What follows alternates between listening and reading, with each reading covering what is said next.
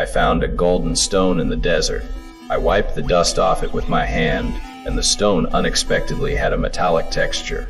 I glanced at my companion, who was repairing the car in the distance. After hesitating for a moment, I called him over to take a look. My companion took out a blowtorch and burned the stone with it. After a while, the stone showed signs of melting, but it still shone golden.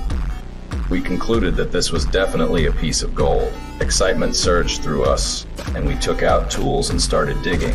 Unexpectedly, the gold chunk got bigger and bigger as we dug.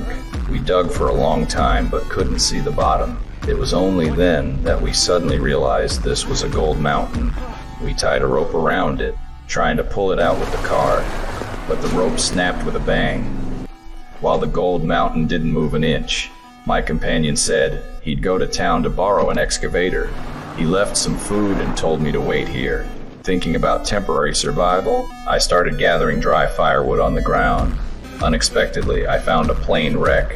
It was undoubtedly a good campsite, but I had no intention of staying there. I couldn't see the gold mountain from there, so I tore off a few pieces of the wreckage, dragged them next to the gold mountain, and put up a simple tent. Through the glass window, I could just see that pile of gold. I settled down and fell asleep. Not sure how long later, the scorching sun seeped through the cracks. When I woke up, there was already a layer of blisters on my forehead from the sun. I went back to the plane wreck, planning to bring some fragments back to reinforce the tent. But just then, a woman appeared in my field of vision. To prevent her from discovering the gold, I quickly hid, but the woman seemed to have already seen me. She walked straight over and tapped on the tent's window.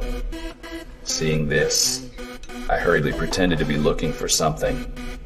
The woman looked puzzled at my nervous demeanor, as if I was afraid of seeing people. To not expose the gold, I told her I was just stuck here, waiting for a friend to rescue me. But she retorted, "There's a shelter and a water hole just 5 kilometers ahead. Why do you insist on staying here?" Seeing her staring at my evasive eyes, I guessed she must have become suspicious. Right after that, she quickly walked towards my camp.